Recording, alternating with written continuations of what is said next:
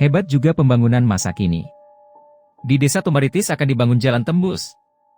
Tapi di antara pohon-pohon yang kena tebang, masih ada pohon randu yang belum tertebang. Emangnya kenapa? Menurut keterangan dari pemborong pembuat jalan yang menebang pohon randu itu, sudah 5 orang yang meninggal dunia. Sudah sebulan, belum ada yang berani lagi menebangnya. Tapi katanya, mandor pemborong pembuat jalan telah mendatangkan seorang yang sanggup menebang pohon randu pembawa maut itu. Bahkan hari ini dimulai penebangannya. Apa betul? Kalau begitu, bagaimana kita melihatnya ke sana, Truk? Aku sih oke-oke aja, Reng. SIP deh. Maka Petruk dan Gareng berangkat untuk melihat penebangan pohon randu itu. Tidak ubahnya dengan pohon randu raksasa di kota Pemalang. Ada juga, Truk. Pohon randu pembawa maut itu tadinya mau ditebang untuk dibangunnya kantor cabang ban. Akhirnya pohon randu raksasa itu dibiarkan berdiri tegak di belakang bangunan ban Pemalang. Tidak berapa lama, Petruk dan Gareng telah sampai di tempat yang dituju. Orang itu begitu bersemangat menebangnya. Tapi penebang itu sangat terkejut begitu melihat cairan yang meleleh dari bekas bacokan kampaknya. Hah?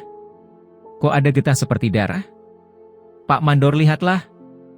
Getah pohon randu ini merah seperti darah.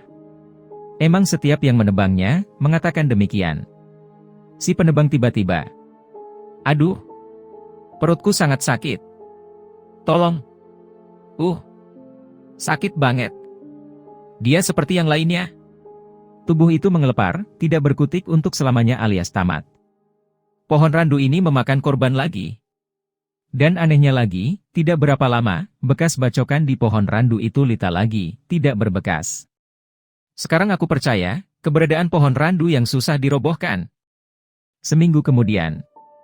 Hei Pak Mandor. Kelihatannya tidak bergairah, ada masalah apa lagi, Pak? Masalahnya sih, soal pohon randu yang sudah merenggut 6 nyawa. Memang Pak Mandor, dengan lain perkataan, ada kalanya manusia modern, ilmu teknologinya yang serba canggih, harus mengakui keberadaan kekuasaan gaib dari makhluk-makhluk halus yang kasat mata, atau tidak bisa dilihat mata manusia. Terkecuali, manusia itu memiliki ilmu penerawangan. Apakah ada di sini yang memiliki ilmu penerawangan? Oh, jelas ada. Kenapa sebelum banyak jatuh korban, Pak Mandor tidak menanyakan dulu kepada orang pintar? Soalnya bosku, tidak percaya masalah gaib, soal makhluk halus, jin, siluman, dedemit, setan, dan karuhun. Dianggapnya tahayul. Tapi setelah kejadian di luar akalnya, baru menyuruh mencari orang pintar, yang sanggup merobohkan pohon randu itu. Akan dibayar mahal. Baiklah kalau begitu, minggu-minggu ini juga, pohon randu itu pasti sudah roboh. Yang benar? Kalau begitu, kabar gembira ini akan segera kuberitahukan kepada bosku. Aku serius, Pak. Esoknya Petruk dan Gareng bermaksud mendatangi Pak Semar. Truk ini namanya ini obyekan. Sama denganku. Kau emang ijo kalau ama duit, Reng. Di perjalanan. Nah itu dia Pak Semar. Kebetulan ketemu di sini, Pak Semar mau kemana sih? Aku mau ke rumahnya Gultom Agency, akan pinjam duit. Kekurangan bayar kambing, buat kurban.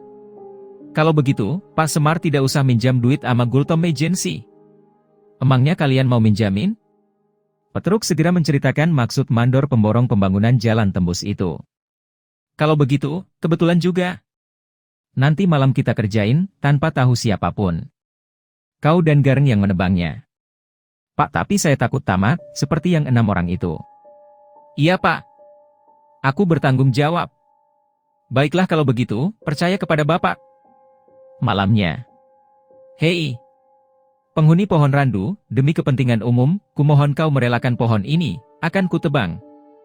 Hah? Orang tua itu? Aku tidak sanggup melawan dia.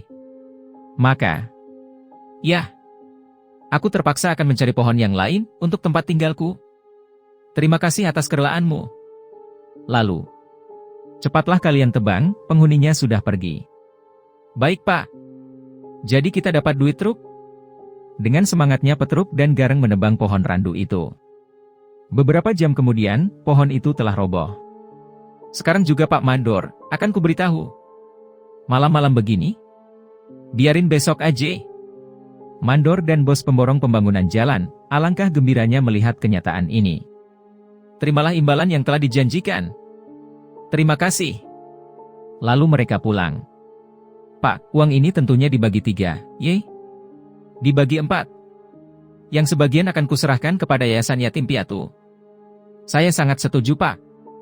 Sekian cerita komik jadul kali ini. Jangan lupa komen, like, share, dan subscribe untuk mendapatkan cerita komik jadul lainnya. Salam jadul.